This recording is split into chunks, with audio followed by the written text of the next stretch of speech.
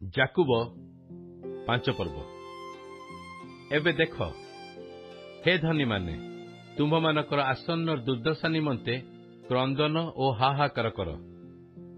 ତୁମ୍ଭମାନଙ୍କର ସମ୍ପତ୍ତି କ୍ଷୟ ପାଇଲାଣି, ତୁମ୍ଭମାନଙ୍କର ବସ୍ତ୍ର ପୋକ ଖାଇଲାଣି। ପୁଣି ତୁମ୍ଭମାନଙ୍କର ସୁନା ଓ ରୂପାରେ କଳଙ୍କ ଲାଗିଲାଣି। ସେଥିର କଳଙ୍କ ତୁମ୍ଭମାନଙ୍କ ବିରୁଦ୍ଧରେ ସାକ୍ଷ୍ୟ ଦେବ ଓ ଅଗ୍ନି ପରି ତୁମ୍ଭମାନଙ୍କର ମାଂସ ଗ୍ରାସ କରିବ। ଏହି ଶେଷ କାଳରେ ତୁମ୍ଭେମାନେ ଧନ ସଞ୍ଚୟ କରିଅଛ। ଦେଖ, ତୁମ୍ଭମାନଙ୍କ କ୍ଷେତ୍ରର ଶସ୍ୟ ଛେଦନକାରୀମାନଙ୍କୁ ପ୍ରବଞ୍ଚନା କରି ତୁମ୍ଭେମାନେ ଯେଉଁ ମୂଲ୍ୟ ଦେଇନାହ, ତାହା ଚିତ୍କାର କରୁଅଛି। ପୁଣି ଶସ୍ୟ ଛେଦନକାରୀମାନଙ୍କର ଆର୍ତ୍ତନାଦ ବାହିନୀମାନଙ୍କର ପ୍ରଭୁଙ୍କ କର୍ଣ୍ଣରେ ପ୍ରବେଶ କରିଅଛି।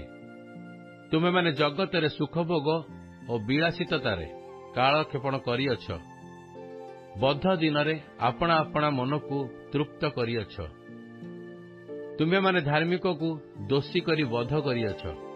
ସେ ତୁମ୍ଭମାନଙ୍କର ପ୍ରତିରୋଧ କରେ ନାହିଁ।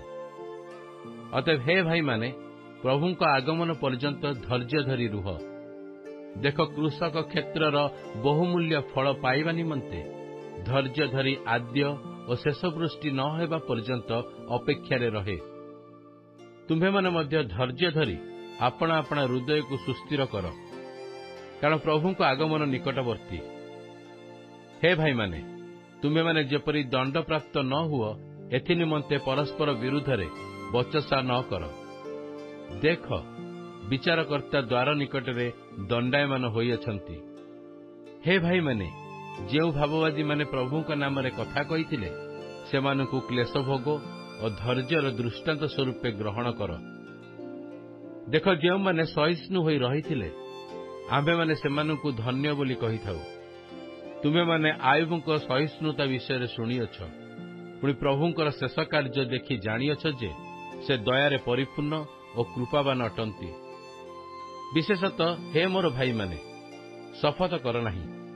ସ୍ୱର୍ଗର ଶପଥ ହେଉ ବା ପୃଥିବୀର ଶପଥ ହେଉ ଅବା ଅନ୍ୟ କୌଣସି ଶପଥ ହେଉ, କିନ୍ତୁ ତୁମ୍ଭମାନଙ୍କ ହଁ କଥା ହଁ ହେଉ, ନା କଥା ନା ହେଉ, ଯେପରି ତୁମେମାନେ ବିଚାରରେ ଦଣ୍ଡନୀୟ ନ ହୁଅ।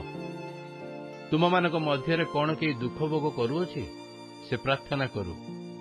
କେହି କଣ ଆନନ୍ଦିତ ଅଟେ, ସେ ଗୀତଗାନ କରୁ। ତୁମ୍ଭମାନଙ୍କ ମଧ୍ୟରେ କଣ କେହି ପୀଡ଼ିତ, ସେ ମଣ୍ଡଳୀର ପ୍ରାଚୀନମାନଙ୍କୁ ଡକାଉ। ସେମାନେ ପ୍ରଭୁଙ୍କ ନାମରେ ତୈଳ ମଖାଇ ତାହା ନିମନ୍ତେ ପ୍ରାର୍ଥନା କରନ୍ତୁ। ବିଶ୍ୱାସଯୁକ୍ତ ପ୍ରାର୍ଥନା ସେହି ରୋଗୀକୁ ରକ୍ଷା କରିବ, ପୁଣି ପ୍ରଭୁ ତାହାକୁ ଉଠାଇବେ। ଆଉ ଯଦି ସେ ପାପ କରିଥାଏ, ତାହେଲେ ତାହାକୁ କ୍ଷମା ଦିଆଯିବ। ଅତଏବ ପରସ୍ପର ନିକଟରେ ଆପଣା ଆପଣାର ପାପ ସ୍ୱୀକାର କର, ପୁଣି ସୁସ୍ଥ ହେବା ନିମନ୍ତେ ପରସ୍ପର ପାଇଁ ପ୍ରାର୍ଥନା କର। ଧାର୍ମିକ ବ୍ୟକ୍ତିର ପ୍ରାର୍ଥନା ଅନେକ କାର୍ଯ୍ୟ ସାଧନ କରିପାରେ। ଏଲିୟ ଆମ୍ଭମାନଙ୍କ ପରି ସୁଖ ଦୁଃଖ ଭୋଗୀ ମନୁଷ୍ୟ ଥିଲେ। ବୃଷ୍ଟି ନ ହେବା ନିମନ୍ତେ ସେ ଏକାନ୍ତ ଚିତ୍ତରେ ପ୍ରାର୍ଥନା କଲେ। ଆଉ 3 ବର୍ଷ 6 ମାସ ପର୍ଯ୍ୟନ୍ତ ଦେଶରେ ବୃଷ୍ଟି ହେଲା ନାହିଁ। ସେ ପୁନର୍ବାର ପ୍ରାର୍ଥନା କରନ୍ତେ ଆକାଶରୁ ବୃଷ୍ଟି ହେଲା, ଆଉ ଭୂମି ଆପଣା ଫଳ ଉତ୍ପନ୍ନ କଲା।